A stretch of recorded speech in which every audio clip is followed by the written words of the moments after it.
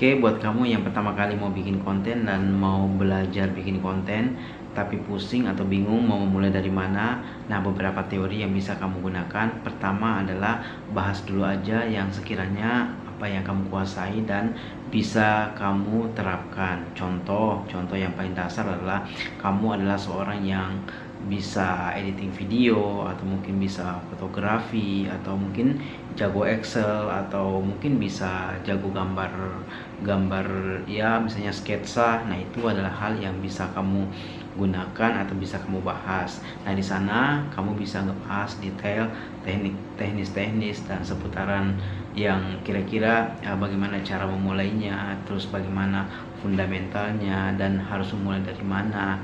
Nah, itu adalah hal yang bisa atau sangat-sangat memungkinkan untuk dibahas. Jadi ya, kita bahas dulu aja yang sekiranya bisa kita kuasain, karena itu adalah hal yang paling memungkinkan dan sebisa mungkin kalau menurut saya pribadi itu yang bisa membuat kita itu percaya diri ngobrol depan kamera.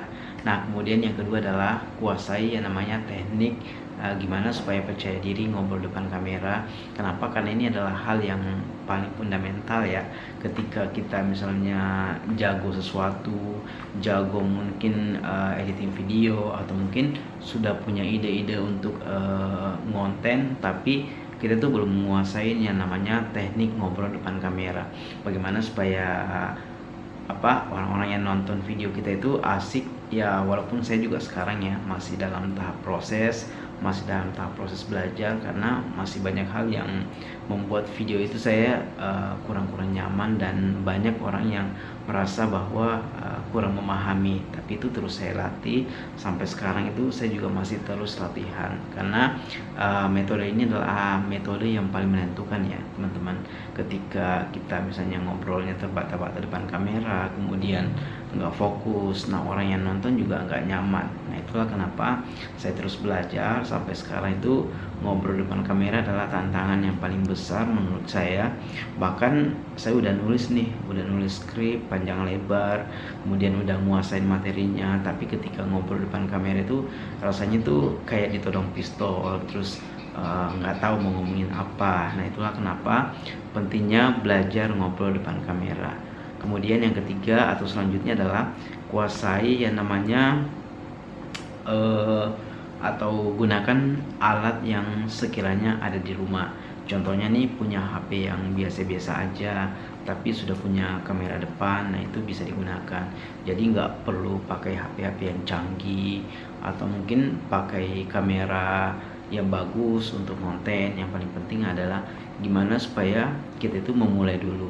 Nah, itu yang paling penting, karena kadang kita misalnya berpikir, wah ini konten saya harus bagus, saya harus pakai kamera yang bagus, kemudian audionya harus bagus. Nah, itu jangan mikir ke sana, karena kalau mikir ke sana itu pastinya nggak mulai-mulai. Bahkan saya juga rekaman konten itu awal-awalnya pakai HP biasa, HP yang buram, bahkan kamera depannya itu kurang bagus, tapi ya tetap saya pakai buat latihan bikin konten.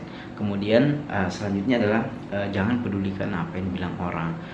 Kadang kita merasa bahwa malu, atau misalnya ada yang teman-teman yang ngomentarin video-video kita yang kita buat, atau mungkin ketawa, bahkan ada yang bilang bahwa buat apa sih kamu mulai konten, itu kan kamu nggak jago di bidang itu. Nah, kalau saya pribadi tuh saya cuek-cuek aja. Yang paling penting saya punya tujuan, saya punya niat untuk konten, karena di balik konten ini kalau kita lihat ya perkembangannya itu banyak banget dan bisa digunakan untuk mungkin bisa untuk pendapatan sampingan, atau bisa buat sharing ilmu, atau bisa berbagi. Jadi banyak hal yang bisa digunakan dengan konten.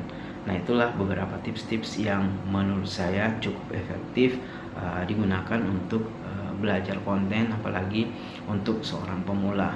Saya juga sampai sekarang ya to the point aja ya, kita sharing-sharing aja bahwa saya juga masih pemula dan masih belajar, dan semua teori-teori yang saya sebutin tadi itu adalah teori-teori yang saya terapkan sampai saat ini. Alhamdulillah, walaupun konten saya juga belum bagus-bagus amat, tapi ya saya tetap percaya diri, tetap latihan bikin konten. Gimana supaya konten itu selalu saya buat, bahkan mungkin bikin 2 atau 3 konten dalam seminggu. Itu adalah hal yang terus saya lakukan, terus saya latih. Oke, semoga video ini bermanfaat.